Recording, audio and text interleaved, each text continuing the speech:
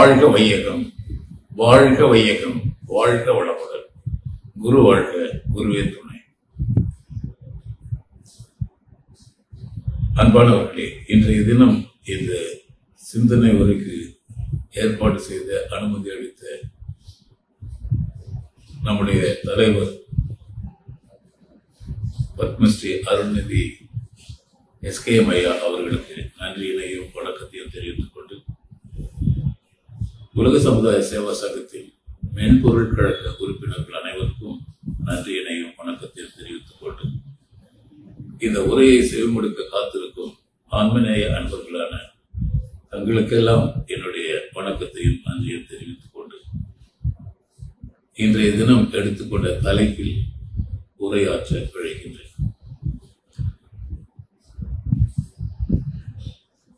குருவர்களும் திருவர்களும் துணையிருந்து நடத்தி கொடுக்கட்டும். வாழ்க வளமுடன்.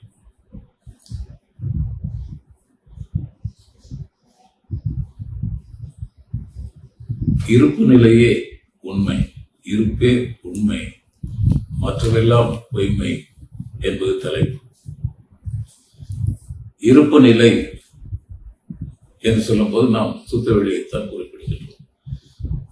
சுத்தவெளி என்பதே 3 பொருள்கள் அடங்கியது: இடம், பொருள், ஏவல் என்று. இந்த ஏவல், பொருள் இதையெல்லாம் கழித்து விட்டால் மீதம் இருப்பது சைதன்யம் என்று கூறுவார்கள். வெறும் இடம்.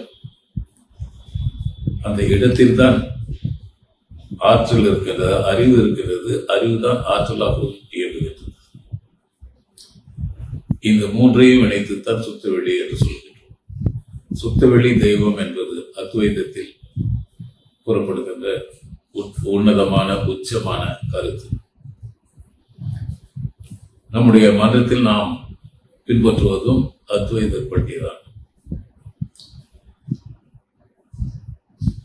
ஆதி எனும் பரம்பொருள் மெய் எழுச்சி பெற்று அணுவென்ற உயிராகி அணுக்கள் கூடி மோதி இணைந்து இயங்குகின்ற நிலைமைக்கு ஏற்ப மூலகங்கள் பலவாகி அவை இணைந்து ஏதித்த அண்ட கோடிகளாய் மற்றும் பிறப்பு இறப்பிடை உணர்தல் இயக்கமாகி நீதி நெறி உணர் மாந்தராகி வாழும் நிலை உணர்ந்து தொண்டாற்று இன்பம் காண்போம் என்பது மகரிஷியுடைய பாடல். ஆதி எனும் பரம்பொருள், அதை பற்றி தான் இப்பொழுது சிந்திக்க இருக்கின்றோம். ஆதி எனும் பரம்பொருள் எனும் போது சுத்தவெளிதான். நாம் ஒவ்வொன்றாக கழித்துக் கொண்டே செல்லும் போது, இந்த உலக பொருட்களில் இருந்து உண்மையை தேடி நாம் செல்லும் போது கடைசியாக நாம் சென்றடையும் இடம் அந்த ஆதி என்று சொல்லப்படுகின்ற சுத்தவெளிதான். அந்த சுத்தவெளி தன்மாற்றம் அடைந்து மனிதன் வரை வந்துள்ளது. மனிதன் மீண்டும் தான் பெற்றவைகளை எல்லாம் இழந்து அந்த மூல நிலைக்கு செல்ல வேண்டும். மூல நிலை என்பது ஆதி என்று சொல்கின்றோம். இதில் பல்வேறு விதமான தத்துவங்கள் இங்கு இருக்கின்றன. இந்திய தத்துவங்கள் எல்லாம், ஆன்மீக கருத்துக்கள் எல்லாம் மேல்நாட்டினரை விட சிறந்த கருத்துக்கள் என்று கூறப்படுகின்றன. ஏனென்றால் இங்கே எல்லா தத்துவங்களும் ஒரு புள்ளியை நோக்கி நகர்கின்றன. எல்லாம் ஒன்றுதான் என்பதை விளங்க வைப்பதற்காகத்தான் பல்வேறு மதங்களாக இருந்தாலும் கூட கருத்து ஒன்றுதான். ஒரே ஒரு மையப்புள்ளியை நோக்கித்தான் செல்கின்றன. அப்போது ஆன்மநேய ஒருமைப்பாடு என்று கூறுகின்றோம். இந்த உண்மையை புரிந்து கொண்டவர்கள் இந்த உலகத்தில் உள்ள அத்தனை பொருட்களையும் அத்தனை நபர்களையும் ஒன்றாகவே கருதுவார்கள். அந்த ஒன்றாக கருதுவதால் ஏற்படுகின்ற அன்பு பிணைப்பு தான் இங்கே உயிர் நாடி. அந்த கருத்துக்கு உயிர் நாடி நமக்கு கூட. இந்த கருத்துக்களை மற்றவையெல்லாம் பொய் என்று சொல்லும் போது அது எப்படி பொய்யாகும்? இருக்கின்றதே என்பது. இருக்கின்றது என்பது பிரத்யட்ச பிரமாணம் என்று சொல்வார்கள். கண்ணால் காணுவது. கண்ணால் காணுவதால் அது உண்மை என்று பொருள் அல்ல. தோற்றப்பிழை என்று சொல்வார்கள். தோற்றப்படி சொல்லும் போது ஒரு காணல் நீர் இருப்பதாக, வெள்ளம் வடிவதாக காட்சி நமக்கு தெரிகின்றது, கண்ணுக்கு தெரிகின்றது, புலன் கருவியால் உணரப்படுகின்றது. ஆனால் உண்மையில் அங்கே நீரும் இல்லை, காணலும் இல்லை. காணல் நீர் என்பது ஒரு பொய்மை. அப்பொழுது கண்ணால் பார்த்தால் தான் நான் ஏற்றுக்கொள்வேன், கண்ணால் பார்ப்பதுதான் உண்மை என்று இருந்தால் இந்த பொய்மையை என்ன செய்வது? கண்ணால் பார்த்தும் கூட அந்த பொருள் இல்லாமல் இருக்கு. ஒரு கயிறு பாம்பு போல் தோன்றுகின்றது. கயிறு அசைவதை பார்த்து தூரத்திலிருந்து பார்க்கும் போது நாம் நினைத்துக் கொள்கின்றோம் ஒரு பாம்பு அங்கே அசைகின்றது. ஆனால் அங்கே பாம்பு இல்லை. ஒரு கண்ணால் கண்ட காட்சி கூட பொய்யாக இருக்கின்றது. அப்படித்தான் இந்த உலகம், இந்த கோள்கள், இந்த இயக்கம் எல்லாம் பொய்யாக இருக்கின்றது. உண்மை நிலையில் இறைநிலை அசையாமல் இருக்கின்றது, மௌனமாக இருக்கின்றது என்பதுதான் எல்லா தத்துவங்களும் ஏற்றுக்கொண்ட ஒரு கருத்து. நம்முடைய இந்திய நாட்டில் தத்துவங்களுக்கு குறைவில்லை. அதே போல் ஆன்மீக சிந்தனைகள் அதிகமாக இருந்த நாடு, இப்பொழுதும் இருக்கின்ற நாடு. ஆன்மீக பூமி என்று சொல்வார்கள். சுமார் 1000 வருடங்களுக்கு முன்பாகவே, கிமு 1400 1200 அந்த காலகட்டத்திலேயே நமக்கு மதங்கள் தோன்றிவிட்டன.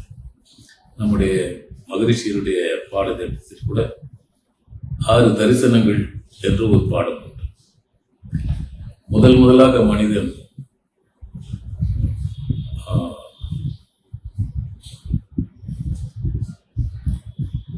இறை சிந்தனை உடையவனாக மாறுகின்ற போது தேவைகளுக்கெல்லாம் ஏற்றபடி எது அவனுக்கு ரொம்ப முக்கியமான தேவையாக இருந்ததோ அதையெல்லாம் அதுதான் கடவுள் என்று நினைக்க தொடங்கினான். முதலாவதாக உணவு இல்லாமல் உயிர் வாழ முடியாது. ஆகையால் உணவை கடவுளாக நினைத்தான். உணவை தருகின்ற பூமியை கடவுளாக நினைத்தான். பூமி கூட சூரிய வெளிச்சம் இருந்தால்தான் வயிறாகும். ஆகையால் சூரியனை தெய்வமாக கொண்டாடினான்.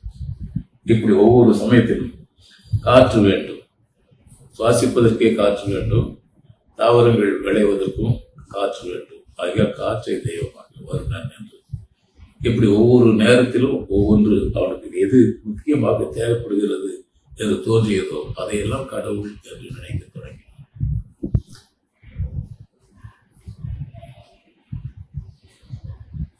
அவ்வாறு கொஞ்சம் கொஞ்சமாக அவன் மாறிக்கொண்டே வரும்போது, தன்னுடைய வசதிகளை பெருக்கிக் கொள்ளும் போது தன்னை போன்றே உருவகப்படுத்தி கடவுளர்களை சமைத்தான்.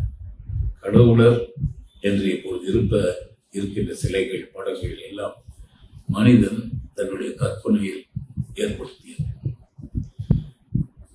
கடவுள் என்று ஒன்று இருக்கின்றதா என்றால் இருக்கின்றது என்றும் இல்லை என்றும் 2 விதமான கருத்துக்கள் உள்ளன.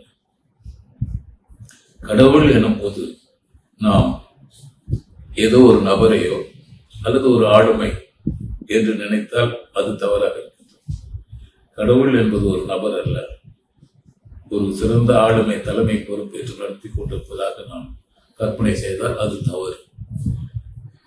கடவுள் என்று நாம் குறிப்பிடுவது ஒரு ஆளுமை அல்ல, இயக்கம். இயக்கத்தை தான் நாம் கடவுள் என்று கூறுகிறோம். அது எவ்வாறு இயங்குகின்றது? அதற்கான நியதிகள் யார் வகுத்து கொடுத்தது? தானே அது ஏற்படுத்திக் கொண்டது. அந்த இயக்கத்தை தான் நாம் கடவுள் என்று சொல்லுகின்றோம். கடவுள் என்ற வார்த்தையே பெயர் சொல் அல்ல, வினை சொல். கடவுள் என்று உள்கடந்து செல்ல வேண்டும் என்பதை வலியுறுத்துகின்ற வினை சொல்லாகத்தான் கடவுள் இருக்கின்றது. அப்படி என்றால் கடவுள் என்பது ஒரு தன்மை. அந்த தன்மை கூட இயங்குகின்ற தன்மை, இயக்கமாக இருக்கின்றது. அது நம்முடைய வாழ்வில் அனுபவம் என்று சொல்லுகின்றோம். ஒரு பொருளை நாம் அனுபவிக்கின்ற போது அதனால் ஏற்படுகின்ற அறிவை ஒன்றிணைத்து நாம் அறிவு என்று சொல்லுகின்றோம். இதை போன்ற ஒரு அறிவுதான் தன்னைத்தானே செலுத்திக் கொண்டு கடந்து செல்லக்கூடிய வாய்ப்பு இருக்கின்றது. அப்படித்தான் இந்த கடவுள் என்பது இயக்கமாக இருந்து கொண்டிருக்கின்றது.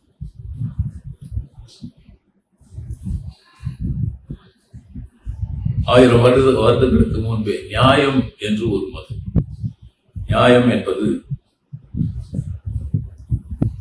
என்ன கொள்கை என்றால் கண்ணால் பார்ப்பதெல்லாம் உண்மை என்பதுதான் கொள்கை. நையாயிக மதம் என்று சொல்வார்கள். கண்ணுக்கு தெரியாததெல்லாம் அவர்கள் நம்புவதில்லை.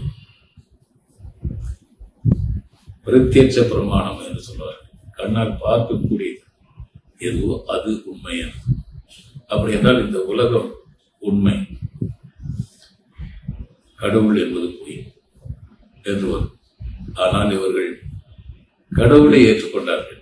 ஏதோ ஒரு சக்தி இருந்து கொண்டுதான் இதையெல்லாம் நடக்கின்றன என்பதை ஏற்றுக்கொள்வார்கள். உயிர் என்பதை ஏற்றுக்கொள்வார்கள். ஆனால் உயிர் இல்லை என்று சொல்வார்கள். இருப்பது கண்ணுக்கு தெரிந்த உலகம் தான். இதெல்லாம் மனதில் தான் ஒடுங்குகின்றன. ஆகையால் மனம் இருக்கின்றது. மனதில் தோன்றுகின்ற எண்ணங்கள் எல்லாம் வடிவங்களாக வெளியில் இருக்கின்றன. அப்போது பார்க்கின்ற பொருட்கள் எல்லாம் உண்மை, இங்கே மனமும் உண்மை என்பதுதான் அந்த நியாய மதத்தினுடைய கொள்கை. இதை வகுத்தவர் கௌதமர் என்ற முனிவர். நையாயிகம் என்று பெயர். அடுத்ததாக வைசேடிகர் என்று வைசேஷம் என்ற கொள்கைகள். அது என்ன என்றால் அணு கொள்கை. அணுக்களின் சேர்க்கை தான் இந்த உலகமாக பிரபஞ்சமாக இருக்கின்றது என்று கூறும். அணுவை பற்றி அதிகமாக ஆராய்ச்சி செய்தவர்கள் வைசேடிகர். அவர்கள் இந்த வைசேடிக கொள்கையில் எது உண்மை என்பதை ஆராய்ச்சி செய்துதான் ஏற்றுக்கொள்ள வேண்டும். இந்த உண்மை அறிவை வளர்த்துக் கொள்வதற்கு சில பிரமாணங்கள் தேவைப்படுகின்றது. அதுதான் பிரத்யட்ச பிரமாணம் என்பது ஒன்று, அனுபவம், ஆப்த உரை என்று சொல்வார்கள். பிறகு ஓமானம் என்பது ஓமான ஓமயங்களோடு ஒன்றை விளக்குவது. ஆக இதையெல்லாம் ஆராய்ச்சி என்றுதான் எடுத்துக்கொள்ள வேண்டும். பார்த்து ஏற்றுக்கொள்வது, கேட்டு ஏற்றுக்கொள்வது, சிந்தித்து ஏற்றுக்கொள்வது, அனுபவித்து ஏற்றுக்கொள்வது, இன்னொன்று உதாரணமாக இருப்பதை பார்த்து ஏற்றுக்கொள்வது. இந்த 4 பிரமாணங்களை ஏற்றுக்கொண்டதுதான் இந்த நியாய மதம், நையாயிகம் என்று சொல்வார்கள். நையாயிகம் சில கொள்கைகளில் வைசேடிகர்களோடு அவர்கள் ஒத்துப்போவதால் நியாய வைசேடிகம் என்று இரண்டையும் இணைத்து கூட சொல்வார்கள். இப்பொழுது நான் சொல்லிக் கொண்டிருக்கின்ற நியாயம், வைசேடிகம், சாங்கியம், யோகம், மீமாம்சை, வேதாந்தம், இந்த 6 தான் வேத கருத்துக்களை ஏற்றுக்கொண்ட மதங்கள். இன்னொரு பிரிவு இருக்கின்றது, அது வேதத்தை ஏற்காத மதங்கள். அது என்ன என்றால் சமணம், பௌத்தம்,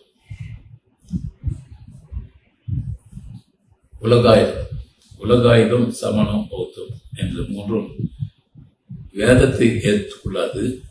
ஆனால் அவர்கள் ஆராய்ச்சி செய்தார்கள். இந்த உலக இருப்பு என்னவாக இருக்கிறது, எப்படி இயங்குகிறது, யார் இயக்குவது என்பதையெல்லாம் மிக துல்லியமாக விளக்கமாக ஆராய்ந்து பார்த்தவர்கள்.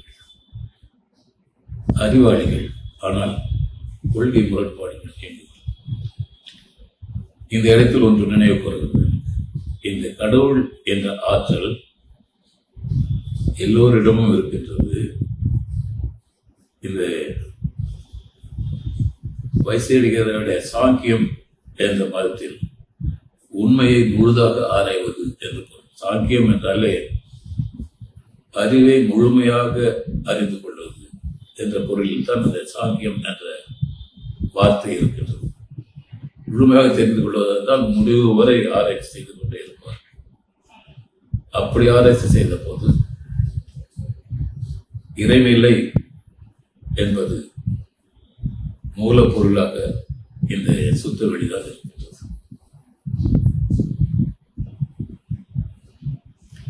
இந்த மூலப்பொருளை கண்டுபிடிப்பதற்காக பலவிதமான யுக்திகளை அவர்கள் கண்டார்கள். வெவ்வேறு கொள்கைகள் இருந்தன. இந்த மூலப்பொருள் ஒன்றா பலவா என்பதில் ஒரு போராட்டம் இருக்கும். ஒன்றுதான் மூலப்பொருள் ஒன்றாகத்தான் இருக்க முடியும். இங்கே வெளியில் நாம் காணுகின்ற அத்தனை பொருளும் மனதில் அடங்கி விடுகின்றது. ஆகையால் மனம் என்ற அந்த ஒன்றுதான் மூலப்பொருள், ஒன்றுதான் மூலப்பொருள் இருக்க முடியும் என்பது ஒரு கொள்கை. இரண்டாவதாக அப்படி இல்லை, வெளியிலும் இருக்கின்றது. அதற்கு இன்னொரு காரணம் இருக்கின்றது. வேதத்தின் முதல் பாகமான சூத்திரங்கள், ஸ்லோகங்கள் இருந்தன.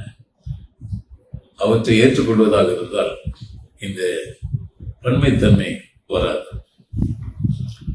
பன்மையை இவர்கள் ஏற்றுக்கொண்டதால் ஒருமைத்தன்மையுடையவர்கள், பன்மைத்தன்மையுடையவர்கள் என்று இரண்டு பிரிவாக இருந்தனர். பன்மைவாதிகள், ஒருமைவாதிகள் என்று.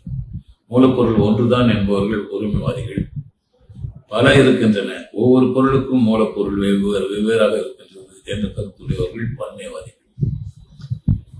இந்த பன்மைவாதிகள் வேதங்களை ஏற்றுக்கொண்டு பன்மைவாதிகளாக இருக்க முடியாது. ஆகையினால் அவர்கள் ஆராய்ச்சியில் இரண்டு குழுவினரும் இருந்தனர். பன்மைவாதிகளும் இருந்தனர், ஒருமைவாதிகளும் இருந்தனர். இந்த இரண்டு கொள்கையுடையவர்களும் ஒன்றாக சேர்ந்து நையாயிக மதம், வைசேடிக மதம் இரண்டும் ஒன்றாக இருந்தது. இந்த வைசேடிகம் என்பது கனாத முனிவர் என்பவர் தொடங்கியது. அவர் வைசேடிக சூத்திரம் என்று ஒரு நூலும் எழுதியிருக்கிறார். அந்த நூல் அதுதான் ஆதாரமாக இருக்கின்றது. வைசேடிக சூத்திரம் என்று கனாத முனிவர் அவர்தான் இந்த அணுக்கொள்கையை மிக விளக்கமாக ஆராய்ந்து அதை பதிவு செய்து வைத்திருப்போம். சாங்கியம் என்பதுதான் ஏற்கனவே சொல்லும். சாங்கியம் என்பது கபிலர் என்பவரால் ஏற்படுத்தப்பட்டது. அவர் இந்த அணுக்கொள்கையை இன்னும் மேலும் தீவிரமாக ஆராய்ந்து மூலப்பொருள் ஒன்றுதான் என்பதை நிறுவியது சாங்கிய மதம். அதன் பிறகுதான் யோகம் வருகிறது. யோகம் என்பது யுஜ் என்ற வார்த்தையில் ஒன்றாக இணைந்தல் என்று. எது இணைந்தல் என்றால் இந்த சிற்றறிவான ஆன்மா அறிவு, பேரான்மா ஆன்மா இறைவனோடு சேருவது என்பதுதான் பொருள். ஆன்மா பேரான்மாவோடு இணைவது, அறிவு பேரறிவோடு இணைவது என்ற பொருளில் கூறப்பட்டுள்ளது. இந்த யோக பயிற்சியினை எவ்வாறு செய்வது என்பதை பலர் கூறியுள்ளார்கள். அதுக்கு முதலில் ஆரம்பித்த போது, இந்த யோக பயிற்சிகள் ஆரம்பித்த போது அவர்கள் 6 அங்கங்களுடைய யோக பயிற்சி தான் இருந்தார். அதன் பிறகுதான் பதஞ்சலி முனிவர் அவற்றை எல்லாம் ஒருங்கிணைத்து ஒழுங்குபடுத்தி அட்டாங்க யோகம் என்றாக்கினார். அட்டாங்க யோகத்தில் யமம், நியமம், ஆசனம், பிராணாயாமம், பிரத்யாகாரா, தாரணை, தியானம், சமாதி என்ற 8 அங்கங்களை கொண்டு இந்த அட்டாங்க யோகம் என்று சொல்றார். பதஞ்சலி முனிவர் தான் அதை நிறுவியவர். அட்டாங்க யோகம் என்று ஒரு ஒழுங்குபடுத்தி அதிலிருந்து அந்த அட்டாங்க யோக பயிற்சிகள் தான் எங்கும் பின்பற்றப்படுகின்றன. மீமாம்சை என்று அடுத்தது. மீமாம்சை என்பது முழுமையான ஆராய்ச்சி என்று பொருள். இவர்கள் எதை ஆராய்ச்சி செய்கிறார்கள் என்பதால் ஏன் அந்த பெயர் என்றால், வேத கவிகளை, வேத ஸ்லோகங்களை அப்படியே ஏற்றுக்கொள்வது அவர்களுக்கு பிடிக்காது. வேதத்தில் என்ன கூறியிருந்தாலும் அவற்றை நம்முடைய பகுத்தறிவுக்கும் பழக்க வழக்கத்திற்கும் சமுதாய சூழ்நிலைக்கும் ஏற்றதாக இருக்கிறதா என்பதை ஆராய்ந்தார்கள். அதனால்தான் மீமாம்சை என்ற பெயர். மீமாம்சை என்பதில் இவர்கள் வேத கருத்துக்களை ஆராயவில்லை. வேதத்தில் கூறப்பட்டதை அப்படியே ஏற்றுக்கொள்ளப்பட வேண்டும் என்ற கருத்தில் இருந்தார்கள், எண்ணத்தில் இருந்தார்கள். ஆனால் வேத ஸ்லோகங்களை கூறும்போது, அதை பயிற்சி செய்யும் போது அந்த பயிற்சி சரியாக இருக்கின்றதா, அதற்கு கூறப்படுகின்ற விளக்கங்கள் எல்லாம் சரியானவையா, அதில் கூறப்பட்டுள்ள முடிவுகள் சரியானவையா என்பதை ஆராய்ச்சி செய்ததனால்தான் மீமாம்சம் என்ற பெயர். இந்த மீமாம்சம் என்பது கர்ம மீமாம்சை என்று ஒரு பெயர், பூர்வ மீமாம்சை ஒன்று. பூர்வ மீமாம்சை என்பது என்னவென்றால், வேதத்தின் முதல் பகுதியான ஸ்லோகங்கள் அதை பற்றி பேசும்போது அது கர்ம மீமாம்சை என்று வந்தது. பின்பகுதியான உபநிடதங்கள், உபநிடத்தை பற்றி பேசும்போது அது உத்தர மீமாம்சை எனப்பட்டது. பூர்வ மீமாம்சை ஒன்று, உத்தர மீமாம்சை என்பது உபநிடதங்களை பற்றி ஆராய்ச்சி. ஆக இவர்கள் கடவுளை பற்றி ஆராய்ச்சி செய்யவில்லை, வேத கருத்துக்களை தான் ஆராய்ச்சி செய்தார்கள். அதனால் தான் மீமாம்சம் என்று. அதுக்கு அடுத்ததாக வந்ததுதான் வேதாந்தம். வேத அந்தம் என்று சொல்லும்போது வேதத்தில் பின்பகுதியாக சேர்க்கப்பட்டுள்ள இந்த உபநிடதங்கள், அதைத்தான் வேதாந்தம் என்று கூறுகிறார். வேதத்தில் அந்தமாக இருப்பது. இந்த வேதாந்தம் என்று சொல்லும் போது ஆதிசங்கரர் கேரளாவில் உள்ள காலடி என்ற இடத்தில் தோன்றியவர். ஆதிசங்கரர் எல்லோருக்கும் தெரிந்த பெயர் தான். அவர்தான் இந்த அத்வைத கொள்கைகளை ஏற்படுத்தினார், பரவச் செய்தார். ஆதிசங்கர் அவர் அதற்கு பாஷ்யம் எழுதியிருக்கார், உரை எழுதியிருக்கின்றார். அத்வைதம் எனும் போது கடவுள் வேறு மனிதன் வேறு என்ற கருத்தை உடைத்து இரண்டும் ஒன்றுதான். கடவுள் என்று சொல்லும் போது அது எல்லாவற்றையும் தன்னுள் அடக்கிக் கொள்ளும் என்பதுதான் அத்வைத கொள்கை. பிறகு 11ஆம் நூற்றாண்டிலாம் ஸ்ரீபெரும்புதூர் நகரில் ராமானுஜர் அவதரித்தார். அவர் விசிஷ்டாத்வைதம் என்ற ஒரு தத்துவத்தை கொடுத்தார். விசிஷ்டாத்வைதம், விசிஷ்டா அத்வைதம், அத்வைத கொள்கையை தான் இன்னும் கொஞ்சம் விரிவாக இருக்கிறது. பதி பசு பாசம் என்று சொல்றார். கடவுள், பரமாத்மா, ஜீவான்மா, அவை இரண்டுக்கும் உள்ள உறவு பாசம். இது மூன்றும் உண்மை என்று சொல்வதுதான் விசிஷ்டாத்வைதம். கடவுள் ஒன்றுதான், ஆனால் இந்த மூன்றாக அது இருக்கின்றது. எப்போதும் அப்படியே இருக்கும், மூன்றாகவே, ஒன்றோடு ஒன்று இணைந்து ஒன்றுதான், அப்படி சொல்ல. விசிஷ்டாத்வைதம் என்பது ஒரு மரம் இருக்கின்றது என்று வைத்துக் கொள்ளுங்கள். மரத்தில் உள்ள இலை, பூ, காய், பிஞ்சு எல்லாவற்றையும் சேர்த்து தான் மரம் என்று சொல்லுகின்றோம். அவ்வாறு ராமானுஜர் கூறிய கருத்து, இது எல்லாவற்றையும் சேர்த்து தான் கடவுள் என்று சொல்லுகின்றோம். கடவுள் ஒன்றுதான், ஆனால் அது இவை அனைத்தையும் தன்னுள் அடக்கிய ஒன்று என்பதுதான் விசிஷ்டாத்வைதம். அத்வைதம் தான். விசிஷ்டாத்வைதம் என்பது எல்லாவற்றையும் தன்னுள் அடக்கியதுதான் கடவுள் என்ற கருத்து. அதன் பிறகு மத்துவர் என்பவர் துவைத கொள்கையை கொடுத்தார். துவைதம் என்பது இரண்டு, கடவுள் என்பது இரண்டு. இங்கே மனிதனாக இருப்பது உடல், உயிர் இரண்டு இருக்கின்றது. இரண்டுமே உண்மை என்பதுதான். நமக்கு புறத்தே உள்ள பொருட்கள் எல்லாம் ஒன்று, நாம் ஆன்மா ஒன்று, புறப்பொருட்கள் ஒன்று, இரண்டும் உண்மை என்பதுதான் துவைத கொள்கை. இவை இரண்டும், மனிதனும் கடவுளும் என்று வரும்போது இரண்டு உருவங்களும், கடவுளுக்கு கடவுளிலிருந்து தோன்றியது என்றெல்லாம் சொல்லவில்லை. கடவுள் என்ற கருத்து அது தனி, மனிதன் வேறு, ஆன்மா வேறு, பரமான்மா வேறு. எந்த காலத்திலும் இவை இரண்டும் ஒன்றாக சேர முடியாது என்பதுதான் துவைத கொள்கை. எப்போதுமே ஆன்மா ஆன்மாவாகத்தான் இருக்கும், பரமான்மா பரமான்மாவாகத்தான் இருக்கும். மத்துவர் என்பவர் ஆரம்பித்து வைத்தது. இவ்வாறு தத்துவங்கள் பலவாறாக சொன்னாலும் கூட கடைசியாக முடிவாக வரும்போது எது மூலப்பொருள் என்று வரும்போது கடவுள் கடவுள் என்ற பெயரை சொல்லி ஒன்றைத்தான் குறிப்பிடுகின்றோம். அந்த ஒன்று எது என்பதுதான் இப்பொழுது எல்லா காலங்களிலும் எல்லா ஆராய்ச்சியாளர்களும், எல்லா மகான்களும், எல்லா தத்துவ ஞானிகளும் பலவேறாக தங்கள் கருத்துக்களை எல்லாம் கூறியுள்ளார்கள். அதற்கு ஒரு பெரிய காரணம் உண்டு. கடவுள் நிலை என்று யோசிக்கும் போது யார் என்ன சொன்னாலும் அவை எல்லாம் உண்மைதான். காரணம் என்னவென்றால், அந்த ஆற்றல், அருட்பேராற்றல் என்று சொல்லுகின்றோமே, அந்த ஆற்றல் எங்கெல்லாம் திணிவு பெறுகிறதோ அங்கெல்லாம் அது ஒரு வடிவத்தை எடுக்கும். அது கருத்தாக இருந்தாலும் சரி, அங்கெல்லாம் ஒரு கருத்து நிலவுகின்றது.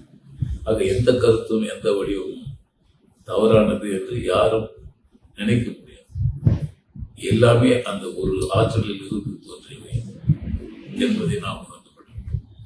அந்த இடத்தில் வரும்போதுதான் கடவுளை நம்பாதவர்கள் என்ற ஒரு பிரிவினர்கள், அவர்கள் உலகாயுதம் என்றால் கண்ணால பார்க்கறது மட்டும்தான் ஒத்துக்க முடியும், மற்றதெல்லாம் இல்லை. இந்த உலகம் உண்மை, கடவுள் பொய் என்று, அப்படித்தான் அவருடைய தத்துவம். உலகாயுதவாதிகள். சமணம் என்பது மகாவீரர், கடைசி தீர்த்தங்கரான மகாவீரர் ஏற்படுத்தியது. அவருடைய கருத்து என்ன என்றால், சமணம் ஜீனன் என்றால் ஜீனர்கள் ஜைனர்கள் என்றானார்கள். இந்த ஜீனன் என்றால் வெற்றி பெற்றவன் என்று பொருள். எதை வெற்றி பெற்றான் என்றால் புலன்கருவிகளை வென்றவன், ஐம்பொறி புலன்களை அடக்கி ஆண்டவன் என்று பொருள். அப்போது இந்த அடக்குதல் என்பது இயக்கத்தை கட்டுப்படுத்துதல். இயற்கையாக இருக்கின்ற இயக்கத்தை அவர்கள் மறுதளித்து அதை வெற்றி கண்டவர்கள் ஜீனர்கள். அவர்களுடைய மதம் தான் ஜைன மதம் அல்லது சமணம் என்று சொல்கிறார். இந்த சமண மதத்திற்கு பிறகு வந்ததுதான் பௌத்தம். பௌத்தம் என்பது சித்தார்த்தர் ஏற்படுத்தியது. சித்தார்த்தர் பற்றி பலவிதமாக நாம் வைத்திருக்கின்றோம், நமக்கு வரலாறுகள் இருக்கின்றன. அவரும் கடவுளை பற்றி பேசியது இல்லை. அவர் வாழ்க்கையில் எல்லாரும் துன்பப்படுகிறார்கள், உலகம் துன்பமயமாக இருக்கின்றது. அதுக்கு என்ன காரணம் என்று ஆராய்ச்சி செய்தார். ஆசைதான் அதற்கான காரணம் என்று கண்டுபிடித்தார். துன்பத்திற்கு காரணம் ஆசை. ஆகையால் ஆசையை ஒழிக்க வேண்டும். ஆசையை ஒழிப்பதற்கான வழிமுறைகள் என்ன என்றால் 8 விதமாக அவர் கூறுகின்றார். நல் நம்பிக்கை, நல் எண்ணம், நல்ல மொழி, நற்பணி செயல், நல்ல வாழ்க்கை, நல்ல சிந்தனை,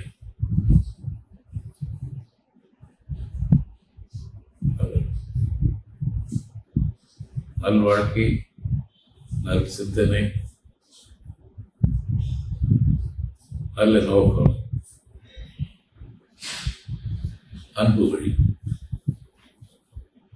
இந்த 8 விதமான வழிகளில் அறிவை நாம் அடையலாம். இங்கே அறிவு அறிவு என்றுதான் எல்லோரும் சிந்திக்கிறார்கள். இந்த அறிவு தான் இயங்குகின்றது, அதுதான் கடவுளாகும்.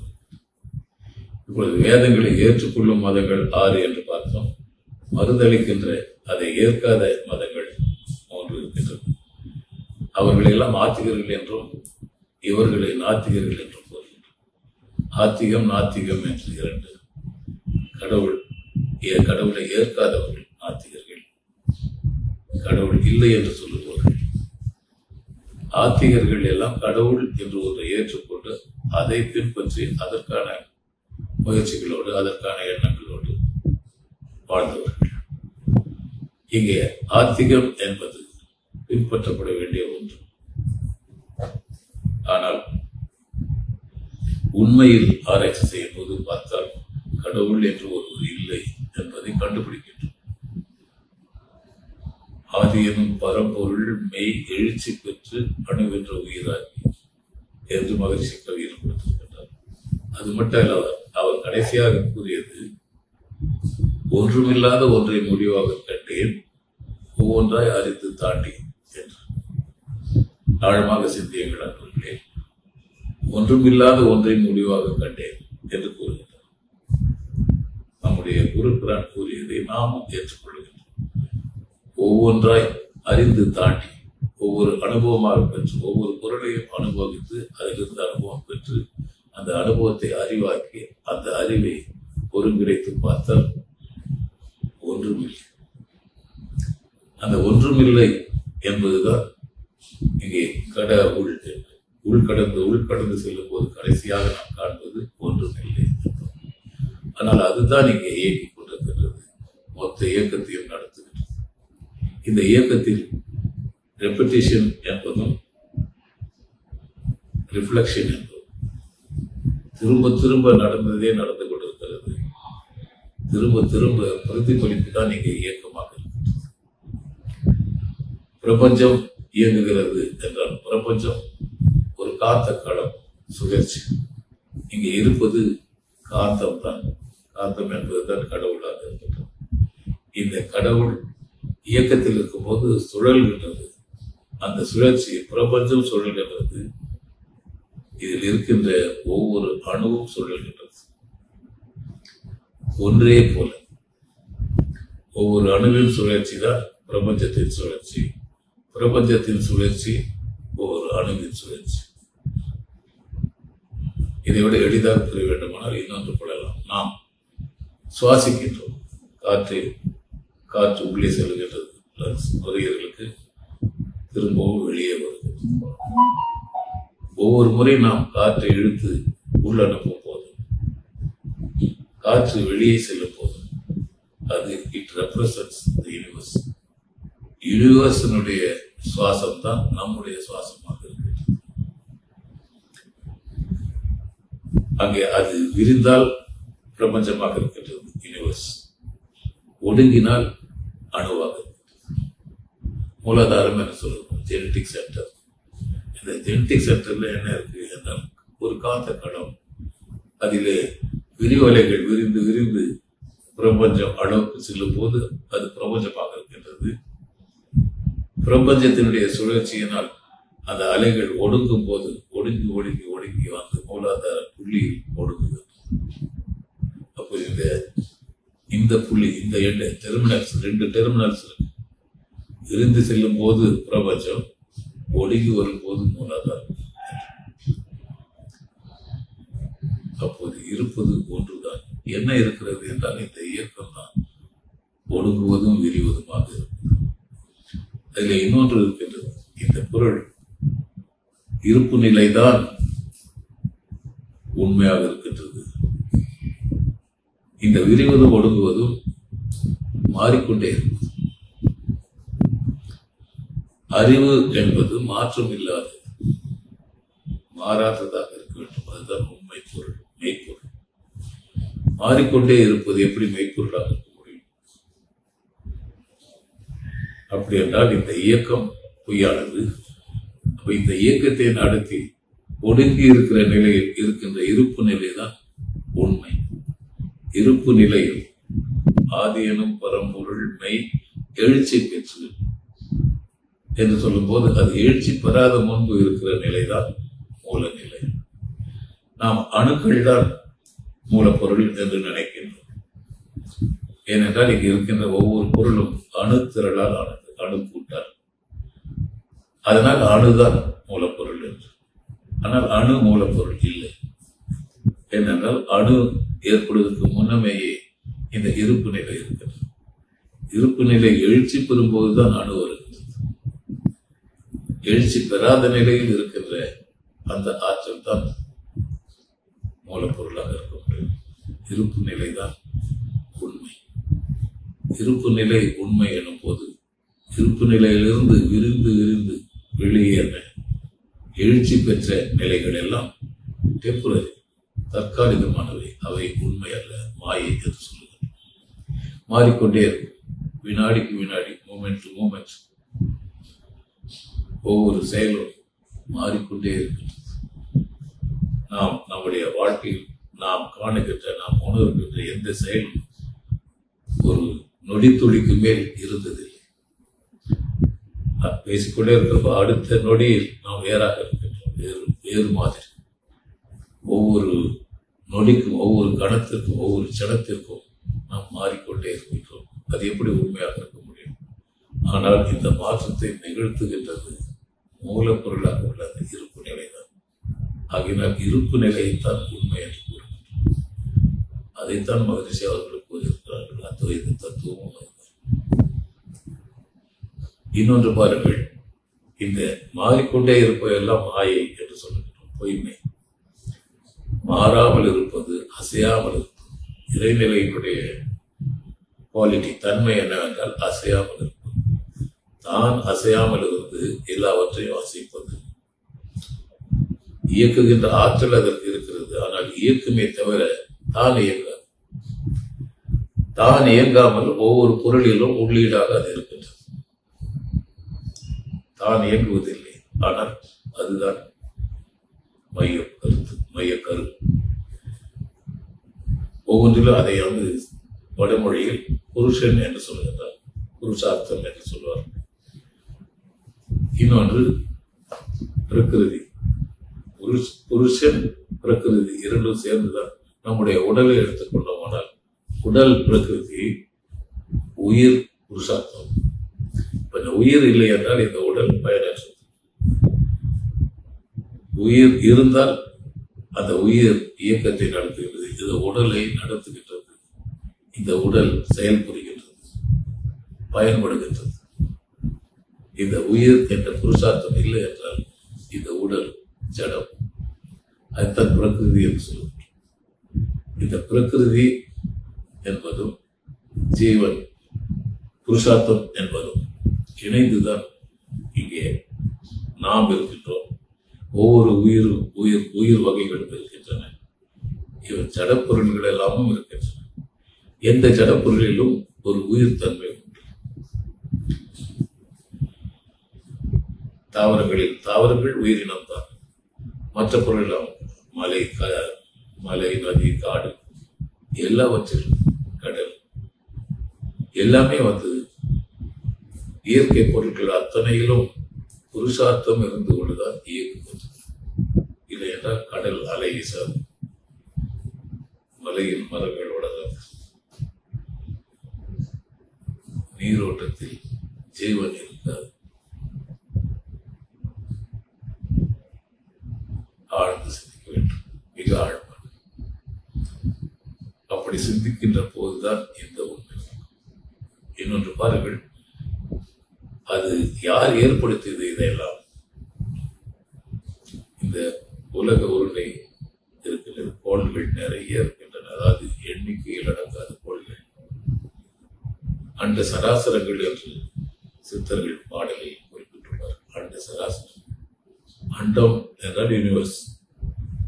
இந்த யூனிவர்ஸ் மட்டும் இல்ல, இந்த பிரபஞ்சங்கள் வரிசையாக இருக்கின்றன, சராசரங்களாக இருக்கின்றன என்பது அவர்கள் கூற்று. அவர்கள் முழுமை உணர்ந்தவர்கள். அவர்கள் கூறுவது சரியாகத்தான் இருக்கும், நாம் நம்பலாம். அப்போது அண்ட சராசரங்களுக்கு இதையெல்லாம் உண்டாக்கியது யார், ஏற்படுத்தியது அல்லது சிருஷ்டித்தது யார் என்றால் யாரோ ஒருவர் அல்ல. சிருஷ்டித்தது உண்மையானால் உண்மையும் அல்ல. இவையெல்லாம் மாயப் பொருட்கள். இன்னைக்கு இருக்கும், நாளைக்கு இல்லாமல் போகும். சிருஷ்டிக்கவில்லை என்றால் எப்படி வந்தது? அந்த பொருளினுடைய இயக்கம் அதை பெரிதாக காட்டுகின்றது. அணுவில் இருப்பவன் அண்டத்திலும் இருக்கின்றான் என்று சொல்லும்போது அந்த புருஷார்த்தம் ஒரு புள்ளியிலும் இருக்கின்றது, பிரபஞ்சமாக இருக்குது, அண்ட சராசரங்களிலும் இருக்கின்றது என்ற பொருளில் தான் அந்த பாடலில் குறிப்பிட்டுள்ளார். யாரோ சிருஷ்டிக்கவில்லை என்பது உண்மையானால் சிருஷ்டிக்கப்பட்டதாக நாம் நினைக்கின்ற பொருட்கள் எல்லாம் உண்மை அல்ல. உண்மை தன்மாற்றம் அடைந்துதான் இவையெல்லாம் வந்திருக்கின்றன, சிருஷ்டிக்கவில்லை. சிருஷ்டி என்பது எங்கிருந்தோ எதையோ எடுத்து தயார் செய்துள்ளது. அப்படி சிருஷ்டிக்கப்பட வேண்டிய அவசியமும் அந்த உண்மைக்கு இல்லை. உண்மை உண்மையாகவே இருக்கின்றது, மௌனமாக இருக்கின்றது, அசையாமல் இருக்கின்றது. அதுக்கு எந்த அவசியமும் இல்லை சிருஷ்டிக்க வேண்டும் என்று. இந்த உலகத்தை படைக்க வேண்டும், பிரபஞ்சத்தை படைக்க வேண்டும்.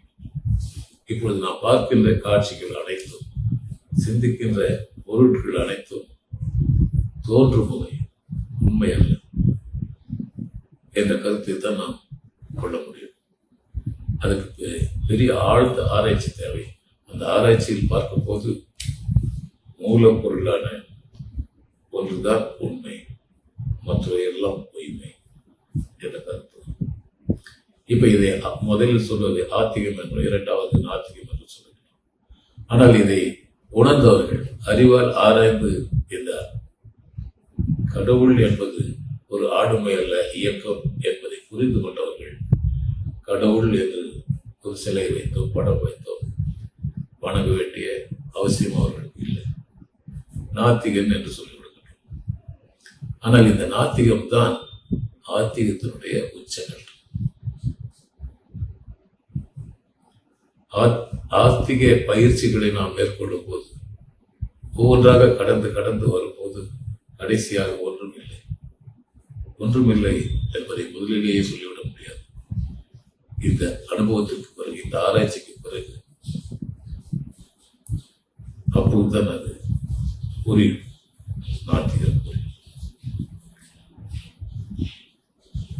இந்த ஆரம்ப நிலையிலேயே நாத்திகம் என்று சொல்லும் போது அது வேறு பொருள் பட்டுவிடும். நம்பிக்கை இல்லாதவன் என்று ஆகிவிடும், தன்னம்பிக்கை இல்லாதவன் என்று. அப்படி அல்ல. ஆத்திக பயிற்சியில் கடவுள் என்ற ஒரு கருத்தை நம்பிக்கையோடு பின்பற்றுவது என்ற ஒருவர் கூட அந்த பயிற்சியெல்லாம் முடியும் போது, நிறைவேறும் போது கடவுள் இல்லை என்பதை உணர்வார். இங்கு என்ன ஒரு வித்தியாசம் என்றால், நாத்திகத்தை உணர மட்டும் செய்ய வேண்டும், பரப்பக்கூடாது. ஆத்திக கருத்துக்களை பரப்ப வேண்டும். ஏனென்றால் இது உயிர் வாழ்கின்ற உயிர்கள் எல்லாம் இறைவனை புரிந்து கொள்ள வேண்டும். அதற்காக இறைவனை பற்றி பேச வேண்டும். இறைவனை இல்லை என்ற கருத்து அங்கே வரக்கூடாது. அப்படின்னா நாத்திகம் மட்டும்தான் பேச வேண்டும். நாத்திகம் என்பது தன் உணர்வு, தானே ஆராய்ச்சி செய்து ஒரு எல்லையில் அதை உணர்ந்து கொண்ட விதம், அதற்குத்தான் நாத்திகம் இருக்கிறது. அப்போது நாத்திகத்தை உணர வேண்டுமே தவிர பரப்பக்கூடாது. ஆத்திக கருத்துக்களை பரப்ப வேண்டும். எதற்கும் பயனுடையதாக அமையும். அந்த பயிற்சிகளை மேற்கொண்டு அவர்கள் ஒரு காலத்தில் அவர்களுடைய சுய ஆராய்ச்சியின் மூலமாக கண்டுபிடிக்கும் போது அங்கே ஒன்றும் இல்லாத ஒன்றுதான் முடிவாக இருக்கிறது என்பதை புரிந்து கொள்வார். அதுதான் ஞானம். ஞான தெளிவடைய வேண்டும். அதற்கு முன்பாக வாழ்க்கையில் பலவிதமான துன்பங்களை அனுபவித்து அதிலிருந்துதான் பாடம் கற்றுக்கொள்ள முடியும். அதுக்காக நீங்கள் பார்த்தீர்களானா, ஞானம் உடையவர்கள் அத்தனை பேரும் வாழ்க்கையில் ஒரு நிமிடம் விளையனும் நிம்மதியாக இருந்தது. உலகத்தில் இருக்கிற அத்தனை கஷ்டங்களையும் மட்டும்தான் அவர்கள் ஞான தெளிவு பெறுகிறார்கள். ஞான தெளிவு பெறும்போது அங்கே கடவுள் இல்லை. கடவுள் என்று ஒரு நபர் இல்லை. ஆனால் அந்த ஆற்றல், அந்த ஆற்றல் எது என்றால் அறிவு. கொஞ்சம் மிக ஆழத்தில் சிந்தித்து பாருங்கள். எல்லாவற்றிலும் இருக்கின்ற அறிவு எந்த யுகத்தில், எல்லையே இல்லாத ஒரு காலத்தில் ஏற்பட்ட பொருட்கள், அவற்றில் எல்லாம் ஒரு அறிவு என்பது புருஷார்த்தமாக. அதைத்தான் புருஷார்த்தம் என்று சொல்லும். ஏதோ ஒரு உள்ளிருந்து கொண்டு அதுதான் இந்த இயக்கத்தை நடத்தும். இயக்கத்தை நடத்துகின்ற அந்த ஒரு புள்ளிதான் புருஷார்த்தம். அதுதான் இருப்பு நிலையினுடைய ஒரு புள்ளி, இருப்பு நிலையினுடைய ஒரு புள்ளி. ஆகிய இருப்பு நிலை என்று சொல்லுகின்ற இருப்புதான் இங்கே உண்மை. அதிலிருந்து வந்த இயக்கங்கள் எல்லாம் பொய்யானவை. அறிவு மாற்றமடையாது, மாறாதது, என்றும் நிலைத்தது, நிரந்தரமானது, மாறாதது. மாற்றத்திற்கு உட்படுபவை எல்லாம் தற்காலிகமானவை, பொய்யானவை. அந்த கருத்தில் தான் இருப்பு நிலைதான் உண்மை, மற்றவெல்லாம் பொய்மை என்று தலைப்பட்டிருக்கின்றோம். அன்பானவர்களே, மிக ஆழ்ந்த நிலையில் இவற்றையெல்லாம் சிந்தித்து தெளிவு பெற வேண்டும். ஒவ்வொருவருக்கும் இந்த தெளிவு கிடைக்க வேண்டும். தனக்கே உணர வேண்டும். தானே ஆராய்ச்சி செய்து தன்னுணர்வாக அதை பெறும்போதுதான் தெளிவான ஒரு மனநிலை வாழ்க்கையில் இன்பத்தை தவிர வேண்டும். நாம் தெளிவு பெறாததால் தான் துன்பம் அனுபவிக்கின்றோம் என்பதை நான் புரிந்து கொள்வதுதான் தெளிவு. வாழ்க வளமுடன். வாய்ப்புக்கு நன்றி கூறி இந்த முறையை நிறைவு செய்து வாழ்க வளமுடன். தற்பொழுது ஐயா அவர்கள் நம்முடைய கேள்விகளுக்கு சிறப்பாக பதிலளிக்க இருக்கின்றார்கள். கேள்வி கேட்க விரும்பும் அன்பர்கள் தங்களுடைய கைபேசியை தாங்களே அட்மிட் செய்து கொண்டு கேள்விகளை மட்டும் சுருக்கமாக கேட்கும் பொழுது அனைவருக்கும் அது பயனுள்ளதாக அமையும் என்பதை அன்போடு தெரிவித்துக் கொண்டு, முதலாவது அன்பராக ராஜலட்சுமி அம்மா அவர்களை அன்போடு அழைக்கின்றோம். வாழ்க வளமுடன் அம்மா.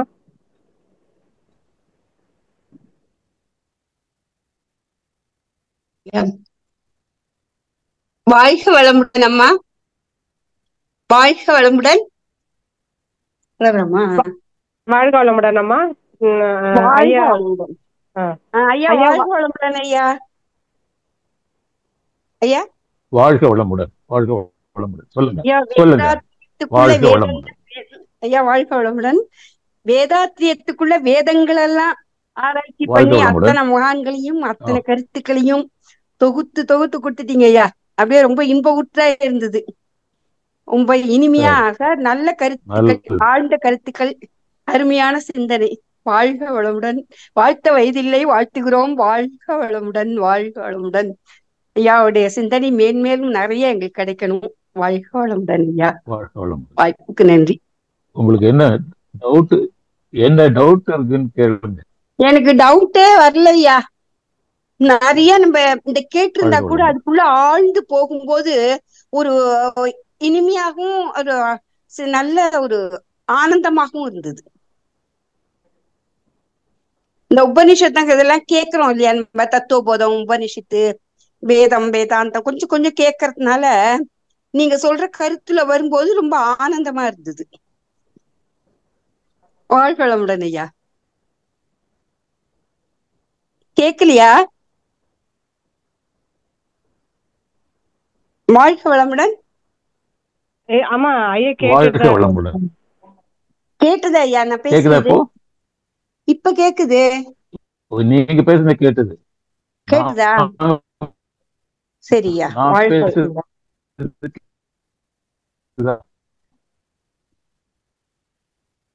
விட்டு விட்டு வரலா? இப்ப கேக்குது. வாழ்க வளமுடன். வாழ்க வளமுடன். வாழ்க வளமுடன். நான் பேசுறது முழுசா கேட்கலையா? வாழ்க வளமுடன். உங்க கேள்வி கேக்குது. கேள்வியை கேளுங்க. கேள்வி என்ன கேக்குதுன்னு எனக்கு தெரியலையே. எல்லாமே நல்லவை இருந்தது, ஆனந்த உணர்வாக இருந்தது, அன்பான சொற்பொழிவு. வாழ்க வளமுடன். கேள்வியே வரல எனக்கு. வாழ்க வளமுடன். நன்றிகள் அம்மா. வாழ்க வளமுடன். வாழ்க வளமுடன். அடுத்த அன்பராக கவிதா கோவிந்தராஜன் அம்மா அவர்களை அன்போடு அழைக்கின்றோம். வாழ்க வளமுடன் அம்மா. வாழ்க வளமுடன் அம்மா. வாழ்க வளமுடன் ஐயா. ஐயா உடல் வேறு அதான் உயிர் வேறுன்னு சொன்னீங்க. வாழ்க வளமுடன். கேக்குதா ஐயா? கேக்குதுங்களா ஐயா? உடல் வேறு உயிர் வேறுன்னு சொன்னீங்க. உடலும் உயிரும் அதான் ஆத்மா பரமாத்மா கூட சேராதுன்னு சொன்னீங்க இல்லைங்கய்யா? அப்ப நம்ம ஆத்மா பரமாத்மா கூட சேராதுங்கிறது ஒரு கொள்கை, தத்துவம்.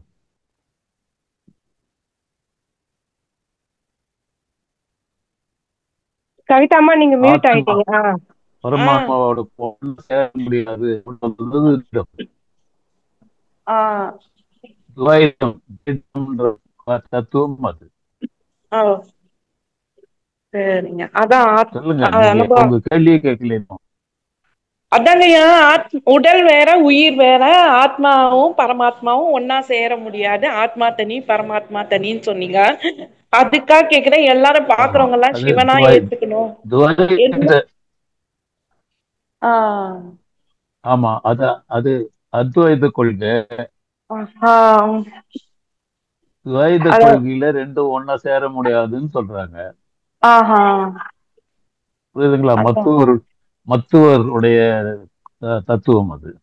ஓஹோ சரிங்கய்யா. சங்கரருடைய அதாவது தத்துவம் தான் நம்ம அத்வைதம். அதை தான் நாம ஃபாலோ பண்றோம். அதாங்கய்யா, அதான் கேட்டேன். அப்புறம் அதான் கயிறு பார்க்கும்போது பாம்புன்னு நினைச்சுக்கிறோம். அதுக்கு என்னங்கய்யா அர்த்தம்? சரி, நம்ம புத்தி வந்து அந்த மாதிரி வேலை செய்ய, கற்பனையில நம்ம கயிறு வந்து பாம்புன்னு நினைக்கிறோமா? அதாவது ம். நம்ம கண்ணால பாக்குறது மட்டும்தான் உண்மை அப்படின்னு ஆ சொன்னாங்க நியாய ஆ மதம், வைசேடிக மதம் எல்லாம். ம் ம் கண்ணால பார்த்தது மட்டும்தான் உண்மை, இந்த ம் உலகம் போய் இது உண்மை, ஆனா வந்து ம் கடவுள் இல்ல பொய் அப்படின்னு சொன்னாங்க.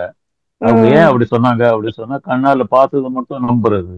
ஆ கண்ணால பார்த்தது இப்ப கண்ணால எல்லாம் பார்த்தோம், ஆ பாம்பு மாதிரி தெரியுது, ஆனா ஆ பாம்பு இல்ல அங்க, இல்லையா? ம் ஆ அப்போ பொருள் இந்த பொருளா தெரியுது, தோற்றப்பிழைன்னு சொல்றாரு. பாரதியார் கூட இதுதான் சொல்லியிருக்காரு, இந்த உலகம் வந்து ஒரு ஆ தோற்றப்பிழையோ அப்படின்னு. ம் தோற்றப்பிழையோ அப்படின்னு ம் ஒரு கவியில கேட்பாரு.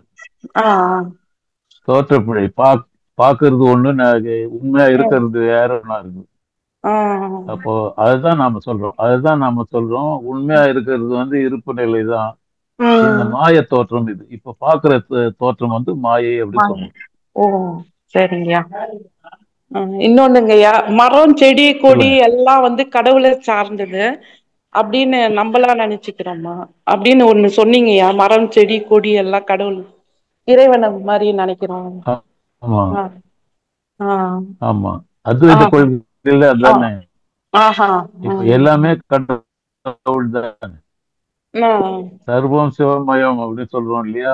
ஆமா ஆமா அத்வைத கொள்கை அது. ஆ இப்ப நான் இப்ப இந்த சிந்தனையில வந்து என்ன சொல்லியிருக்கேன்னா, எல்லா மதங்களும் எப்படி எப்படி நினைச்சது, படிப்படியா நினைச்சிட்டு வரப்போகுது, கடைசியில வந்து அது நாத்திகத்துல முடியுது. ஆ கடவுளும் இல்லை ஒண்ணும் இல்லை அப்படின்னு. ஒண்ணும் இல்லைங்க. ஒன்றுமில்லாத ஒன்றினை முடிவாக கண்டேன்னு மகரிஷி கூட சொல்லியிருக்காங்க. ஆ ஒன்றும் இல்லாத ஒன்றுன்னு சொல்லிட்டு அப்புறம் நம்ம தத்துவங்கள் ஆ படிப்படியா ஆ மாறிக்கிட்டே வருது. மாறிட்டு. புரியுதுங்களா? புரியுதுங்கய்யா. நன்றிங்கய்யா, வாழ்க வளமுடன் ஐயா. உங்க முதல்ல வீடியோ வரலைங்கய்யா. வீடியோ போடல, ஆடியோ ம் மட்டும்தான். ம் இப்போ இங்க சிக்னல் தகராறா இருக்கு, பேச்சே ம் வந்து முழுசா கேட்டா போதும்னு இருக்கு. சொல்லுங்கய்யா. ஆ, ம் நீங்க கேட்டதானே சொல்லுங்க, நீங்க கேட்ட கேள்வி பதில் சொல்லியாச்சு. சொல்லிட்டீங்கய்யா. வாழ்க வளமுடன் ஐயா, அதுதான் ஐயா கேட்கணும்னு. வாழ்க்கை வளம். வாழ்க வளமுடன் அம்மா. வாழ்க வளமுடன் அம்மா. அடுத்த அன்பராக மதன் மோகன் அவர்களை அன்போடு அழைக்கின்றோம். வாழ்க வளமுடன் அம்மா. வாழ்க வளமுடன் அம்மா. ஐயா வாழ்க வளமுடன் ஐயா. வாழ்க வளமுடன். ஒன்றும் பெரிய ஒன்றும் கேள்வி இல்லைங்கய்யா. ஏன்னா வேதாத்திரத்தில் உள்ளவர்கள்லாம் வட்டாயிருப்பு, பேராற்றல், பேரறிவு, காலம், உண்மை, பாக்கியெல்லாம் மாயின்னு தெரிஞ்சுதாங்க இருக்காங்கய்யா. ஒன்றும் கேள்விக்கு ஒன்றும் இல்லைங்கய்யா. ஏன்னா நாங்கள் குறிப்பி கடைசியா போறது இறைத்துகள். இறைத்துகள் இப்படி விரிஞ்சி வருது, அதுதாங்கய்யா சொல்லிக்க. ஒன்றும் கேள்விங்களையா அருமையா புரிஞ்சுது, விளக்கமாயிடுச்சு. நன்றிங்கய்யா. வாழ்க வளம் ஐயா. அம்மா வாழ்க்கை நன்றி அம்மா. வாழ்க வளம். வாழ்க வளமுடன். வாழ்க வளமுடன் ஐயா. வாழ்க வளமுடன். வாழ்க வளமுடன். நண்பர்களுக்கு ஏதாவது கேள்வி இருந்தா நீங்க ஐயா கிட்ட கேட்கலாம். உங்க சந்தேகங்களை நீங்க ஐயா கிட்ட கேள்வியா கேட்கலாம். வாழ்க வளமுடன்.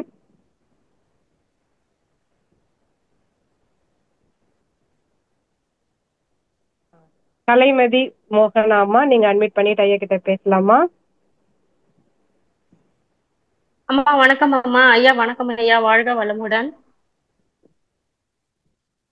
கேக்குதுங்களா? கேக்குதுங்கம்மா. வாழ்க வளமுடன். அத்வைதம் துவைதம் சொன்னீங்க ஐயா. விசிஷ்டாத்வைதம்னு ஒண்ணு சொல்லுவாங்க இல்லைங்க ஐயா, அத பத்தி. விசிஷ்டாத்வைதம் ஆமாங்க. விசிஷ்டாத்வைதம் அப்படிங்கிறது சைவ சித்தாந்த கொள்கை இருக்கு இல்லையா, பதி பசு பாசம்னு தெரியுமா உங்களுக்கு? பதி பசு பாசம் சொல்லுவாங்க. அப்ப அந்த 3 உண்மை, ஆனா 3 சேர்ந்து ஒரே கடவுள் தான், ஒரே கடவுள் தான் கொள்கை. ஆனா அது 3 நிலைகளில் இருக்கிறது. இப்போ உண்மை பொருள் ஒண்ணு இருக்கு, அதுல இன்னொரு பொருளும் இருக்கு, எல்லாம் தனித்தனியா. இப்ப நாம அத்வைத கொள்கையில இருப்பு நிலையில இருந்து தன்மாற்றம் அடைஞ்சு இதெல்லாம் வந்தது அப்படின்னு சொல்றோம். அவங்க அப்படி இல்லை, முதல்ல இருந்தே 3 இருக்குது அப்படின்னு சொல்றாங்க. புரியுதுங்களா? 3 இருக்குன்னு சொல்றாங்களா ஐயா? அதாவது ஜீவாத்மா பரமாத்மான்ற அளவுல புரியுது. அத்வைதம் ஜீவாத்மாவும் பரமாத்மாவும் ஒண்ணு. துவைதம்ல ஜீவாத்மாவை பரமாத்மாவை அடைய முடியாது. ஜீவாத்மாக்கள்லாம் பரமாத்மாவை அடைய முடியாது. பரமாத்மா தான் ஜீவாத்மா வந்தது அப்படின்னு துவைதம். இருங்க, மாத்தி சொல்லுங்க. அதாவது அத்வைதத்துல பரமாத்மா தான் ஜீவாத்மாவா வந்திருக்குது அப்படின்னு சொல்றதுதான் அத்வைதம். ஆமா ஆமா. பரமாத்மாவும் ஜீவாத்மாவும் ரெண்டும் முதல்ல இருந்தே இருக்குது, ரெண்டும் ஒன்னா சேர முடியாது அப்படின்னு சொல்றது துவைதம். புரியுதுங்களா? மாத்தி மாத்தி நினைச்சு கூடாது. துவைதம் அப்படி சொன்னா ரெண்டாவே இருக்குது. அத்வைதம்னா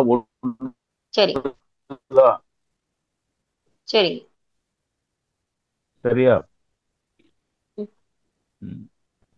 படிப்படியா கொள்கைகள் மாறிக்கிட்டே தத்துவங்கள், அதுல எல்லாமே உண்மை ஒண்ணுதான். ஆனா அவங்கவுங்க பார்த்தது எப்படியோ, எந்த முறையில பார்த்தாங்களோ அப்படி சொல்லிட்டு வந்தாங்க. புரியுதுங்களா? காலத்துக்கு தகுந்த மாதிரி அப்பப்போ மாறிக்கிட்டே வந்தது. ஆனா உண்மை ஒண்ணுதான். அது எது உண்மை அப்படின்னு சொன்னா, எது மாறாமல் இருக்கிறதோ அதுதான் உண்மை. மாறாமல் எது இருக்குதுன்னா இருப்பு நிலை தான் இருக்கு. மிச்சம்லாம் வந்து போயிடுறது. புரியுதுங்களா? புரியுதுங்கய்யா. அதனால இருப்பு நிலை மட்டும்தான் உண்மை, மற்றதெல்லாம் போய். இயற்கை நிலை மாறாது. இயற்கை அப்படிங்கிறது எதுன்னா இயக்கம். இயக்கம் மாறாம, இயக்கம் எதுல இருந்து வருது? இருப்பு நிலையில இருந்து வருது. அதனால இருப்பு நிலை தான் உண்மை. இயக்கம் மாறிதான் இருக்கும். அதனால அதை நம்ப முடியாது. மாயைன்னு சொல்றோம். சரிங்கய்யா, சரிங்க. அப்ப பசுபதி பாசம்.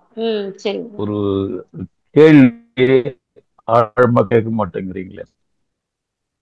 சரிங்க, அந்த அளவுக்கு ஞானம் இன்னும் எங்களுக்கு வரணுங்க ஐயா, உங்க ஆசீர்வாதத்துல. சரிங்க ஐயா, நன்றிங்க ஐயா. வாழ்க வளமுடன். அம்மா வாழ்க வளமுடன். வாய்ஸ் பிரேக் ஆகுது.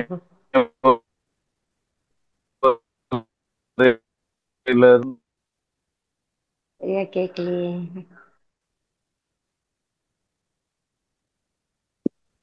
வாழ்க வளமுடன் ஐயா. வாய்ஸ் பிரேக் ஆகுதுங்க ஐயா, சுத்தமாவே கேட்கல.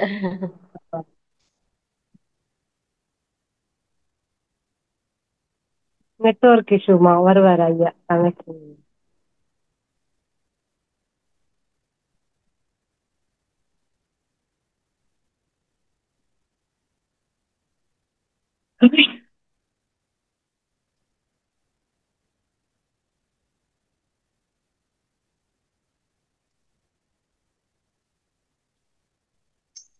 வாழ்க வளமுடன். அடுத்தது யார்? வாழ்க வளமுடன் ஐயா. அவங்களே இருக்காங்க ஐயா. ஆமா, பேசலாம் நீங்க ஐயா கிட்ட. சொல்லுங்க. கடைசியில எதுவும் கேட்கலைங்க ஐயா, வாய்ஸ் பிரேக் ஆயிடுத்து, எதுவும் கேட்கல. என்ன சொன்னீங்கன்னு தெரியல ஐயா.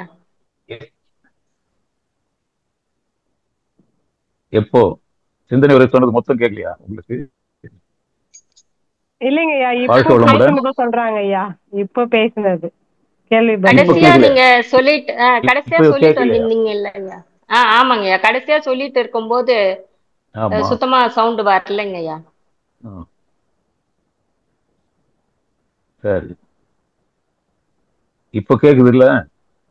கேக்குதுங்க ஐயா, கேக்குதுங்க ஐயா. இப்ப கேக்குதா பேசுறது? ஐயா சொல்லுங்க, கேக்குது நீங்க ஐயா. சொல்லுங்க. அதான் ஐயா, வேற ஒண்ணும் இல்லையா, அதான் பசுபதி பாசம்ன்றதுதான் சரிங்க. விஸ்வத்வைதம்னு சொன்னீங்க. அது நன்றிங்க ஐயா. சரிங்க ஐயா. அது ரொம்ப நாளா கேட்கணும்னு நினைச்சிட்டு சரி இருந்தேன், விஸ்வத்வைதம்னா என்னன்ட்டு. சரி தெரிஞ்சுக்கிட்டேங்க ஐயா. நன்றிங்க ஐயா. சரி சரி. வாழ்க நன்றி வளமுடன். நன்றி. வாழ்க வளமுடன். வாழ்க வளமுடன். அடுத்த அன்பராக சாமுண்டீஸ்வரி அம்மா, நீங்க அட்மிட் பண்ணிட்டு ஐயா கிட்ட கேள்வி கேட்கலாமா? அம்மா வாழ்க வளமுடங்கம்மா, வாய்ப்புக்கு நன்றிங்கம்மா. ஐயா வாழ்க வளமுடன். நன்றி சொல்லதான் கூப்பிட்டேன். நாம மாயன்னுவாங்க, வாழ்க புரியாது அப்பெல்லாம். வளமுடன். வேதாத்திரியத்துக்கு வந்த வாழ்க பின்னாடிதான் வளமுடன். மாயன்னா சொல்லுங்க. என்னன்னு உணர்ந்தங்கய்யா. சொல்லுங்க, என்னமோ சொல்றீங்க. சரி சரி. வாய்ஸ் கேட்கலைங்கய்யா. சொல்லுங்க. அதுதாங்கய்யா, மாயன்னா என்னன்னு புரியாத இருந்தோம். வேதாத்திரியம் வந்த பின்னாடிதான் மாயன்றத புரிஞ்சுக்கிட்டோம். இப்ப நம்ம வேதாத்திரியத்துல பயிற்சி எல்லாம் முறையெல்லாம் நம்ம தெரிஞ்சுக்கிட்டு சரி இருந்தாலும், உங்களை போல பேராசிரியர் பெருமக்களோட அந்த ஒரு வாய்ஸ் கேட்கறப்பயே, சிந்தனை உரை கேட்கறப்பயே நாங்க தோய்ந்து போயிருந்தாலும் எங்களுக்கு ஒரு புத்துணர்ச்சி கிடைக்குதுங்கய்யா. இன்னைக்கு தலைப்பே அசத்தல் தாங்கய்யா. இருப்பே உண்மை, மற்ற எல்லாம் பொய்மை. அது எனக்கு கேட்டதுமே நினைச்சிட்டு இருந்தேன், ஐயாவோட இது தலைப்பே வித்தியாசமா சரி இருக்குன்னு. சரி. கேட்கும் போதே ரொம்ப ஒரு உணர்வா இருந்ததுங்கய்யா. ரொம்ப நன்றிங்கய்யா. வாழ்க வளமுடன், வாழ்க வளமுடன். சரி சார். சரி சார். நன்றிங்கய்யா. அம்மா வாழ்க வளமுடன். நன்றிங்கம்மா. நன்றி அம்மா, வாழ்க வளமுடன். அடுத்த அன்பராக நன்றி நன்றி. வளர்மதி அம்மா அவர்களை அன்போடு அழைக்கின்றோம். வாழ்க வளமுடன் அம்மா, இணைப்புக்கு நன்றி. கேக்குதுங்களாம்மா? கேக்குதுங்கம்மா, ஐயா கிட்ட பேசலாமா? ஐயா வாழ்க வளமுடன் ஐயா. ஐயா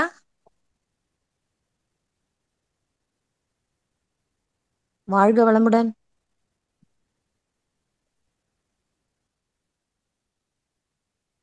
ஐயா வாழ்க வளமுடன்.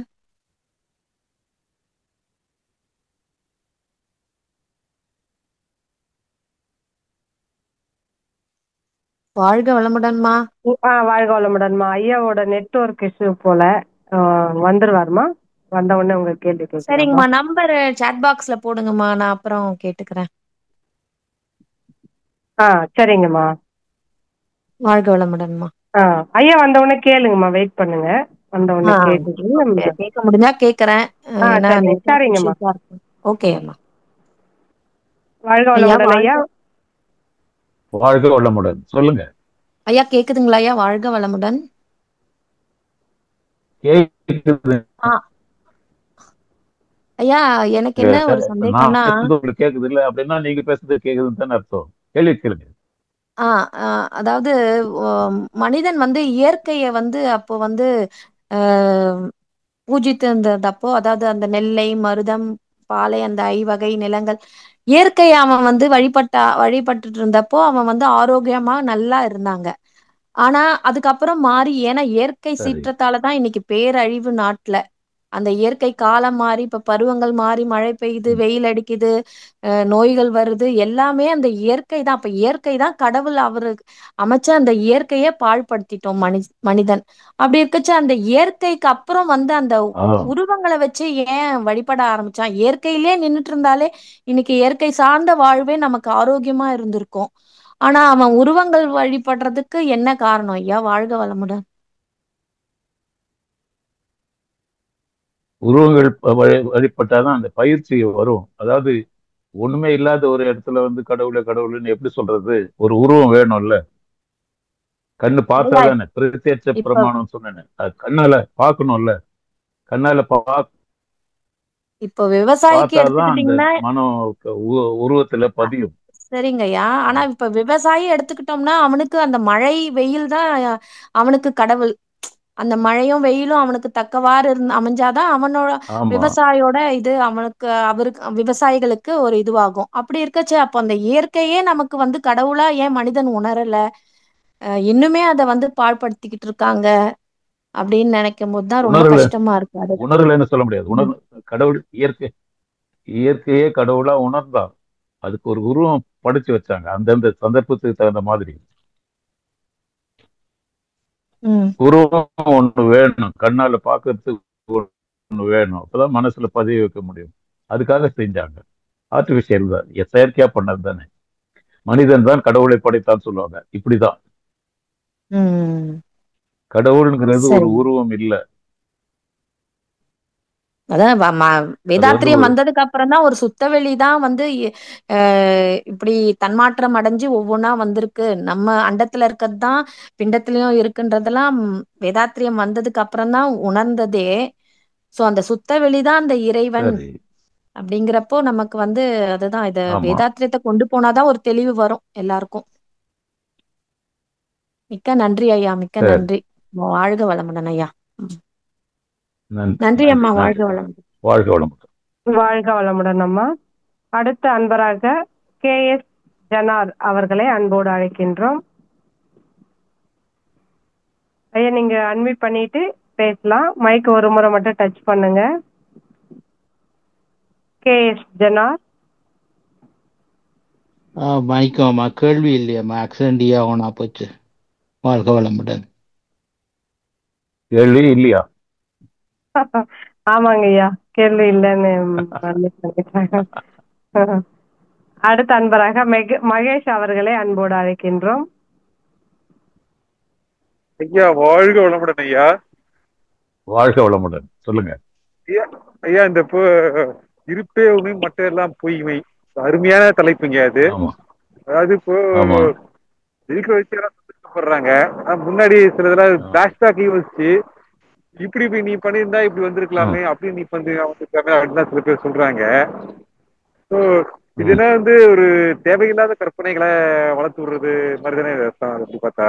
ஆமா ஆமா ஆமா, உண்மை இல்லை, இதெல்லாம் கற்பனை தான், மாயை. ஏன்னா ஒரு அதே மாதிரி ஒண்ணு இன்னைக்கு வந்து நாளைக்கு இந்த மாதிரி அங்க நாங்க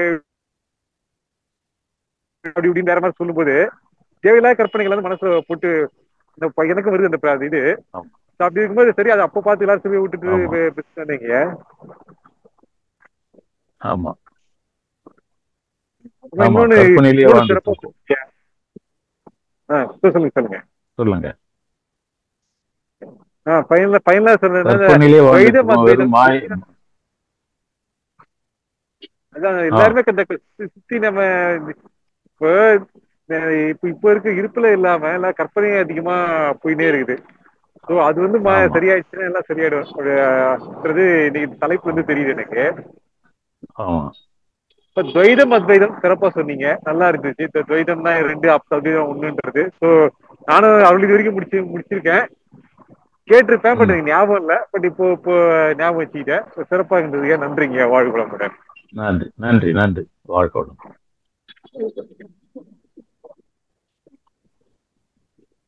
வாழ்க வளமுடன். வாழ்க வளமுடன். நண்பர்களுக்கு ஏதாவது கேள்வி இருந்தா நீங்க ஐயா கிட்ட கேட்கலாம்.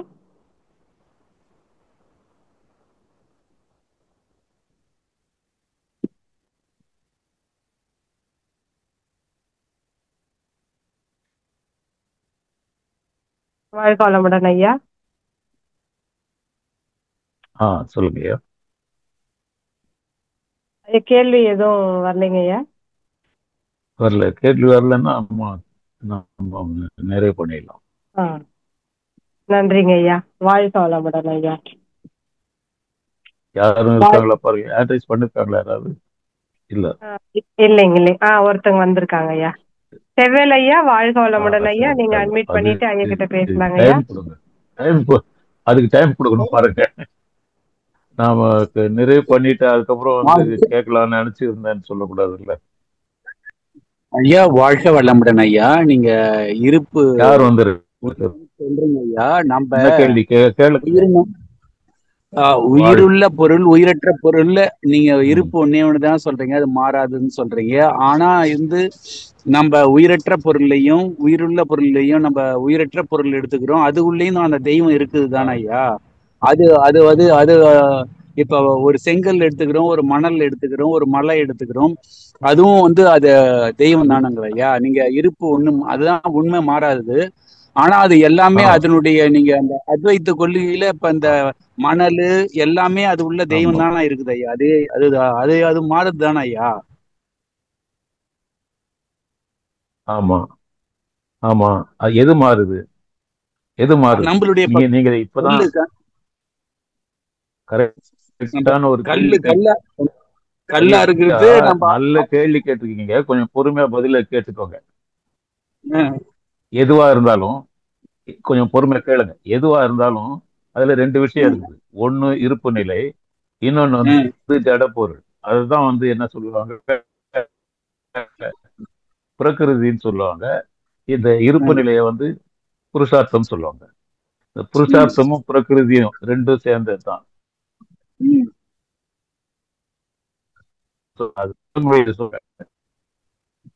புருஷார்த்தம் இருப்பு நிலை, இறைநிலை. இறைநிலை இருக்கு, எல்லாத்திலும் இருக்கு, மண்ணுல கூட இருக்கு. புரியுதுங்களா? கிடையாது. ஒவ்வொரு அனுபவம் ரெண்டு சேர்ந்து அமைச்சது. அப்ப அதுல ஒண்ணு உண்மை, கற்பனை பண்ணு. புரியுதுங்களா? ஜட பொருளா நம்ம உருவத்தை எடுத்துட்டா கூட நமக்குள்ள தடங்கள் ஆகி வருதுங்க ஐயா. கொஞ்சம்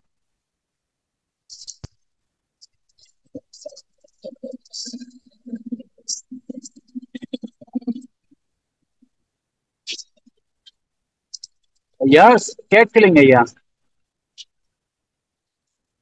வாழ்க வளமுடன் ஐயா. நெட்வொர்க் இஷ்யூ ஐயாக்கு, வெளில போயிட்டு இருக்காங்க, வருவாங்க ஐயா. ரொம்ப நல்லதும்மா. வாழ்க வளமுடன். வாழ்க வளமுடன். ஐயா நீங்க சொன்னீங்க இப்ப அந்த உயிரற்ற பொருள், அதெல்லாம் நீங்க பேசுறது கேட்கல. என்ன சொல்றது, அந்த உயிரற்ற பொருள்ல அதுல கொஞ்சம் பர்சன்ட் உண்மை அதுல தெய்வம் இருக்கும். அது அந்த அணுக்கள் எல்லாம் இயங்கி கொண்டு இருக்கிறதுல அதுல இருக்குமா ஐயா? நீங்க சொன்னது ரெண்டு இது எனக்கு அது கேட்கவே இல்லை நீங்க பேசுனது. சரி, இப்ப கேக்குதா? கேக்குதுங்க ஐயா, கேக்குதுங்க ஐயா. இப்ப கேக்குதுங்களா ஐயா? எஸ் சார், கேக்குதுங்க ஐயா. ஒவ்வொரு பொருளும் ஒவ்வொரு அணுவும் கூட இறைநிலையும் ஜட பொருளும் சேர்ந்ததுதான். அதுதான் புருஷார்த்தம்னு சொல்றோம், இறைநிலையே. இன்னொன்னு பிரகிருதின்னு சொல்றோம், ஜட பொருள். இப்ப நம்ம உடம்புல கூட உயிர் உள்ள இருக்கு. இந்த உயிர் இல்ல அப்படி சொன்னா இந்த உடம்பு ஜடம். புரியுதுங்களா? புரியுதுங்க ஐயா. ஆமா, அதுதான். அதனால உண்மையா இருக்கிறது இருப்பு நிலை மட்டும்தான். மிச்செல்லாம் வருது, போறது, அழிஞ்சிடுறது, தோற்றம் அளிக்கிறது, அப்புறம் மறைஞ்சிடுறது, அப்படி இருக்கிறது. சரியா? கரெக்ட். புரியுதுங்க ஐயா, புரியுதுங்க ஐயா. ரொம்ப நல்லதுங்க ஐயா, ரொம்ப சிறப்பா சொன்னீங்க ஐயா. ரொம்ப இருக்கிறது அப்படி சொன்னா நிலையா இருக்கிறது, மாறாமல் இருக்கிறது, அதுதான். புரியுதுங்க ஐயா.